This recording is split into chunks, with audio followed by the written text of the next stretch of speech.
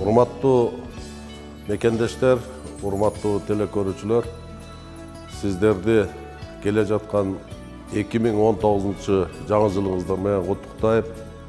2018 жыл саясий, турмуштук окуялар менен кенен бай болгон жыл болду. Өзгөрүү жылы болду десем жаңылышпайм. Себеп дегенде мамлекетибизге жаңы президент шайланып, жаңы ой пикирлер, жаңы реформалар, жаңы көз караштар менен жашообузду өзгөртө башталды. Сот реформасы, күч органдарындагы реформа, айыл жергесинде жана башка мунун бардыгы мындай жаңы ишенүү, жаңы үмүт менен башталган жыл болду.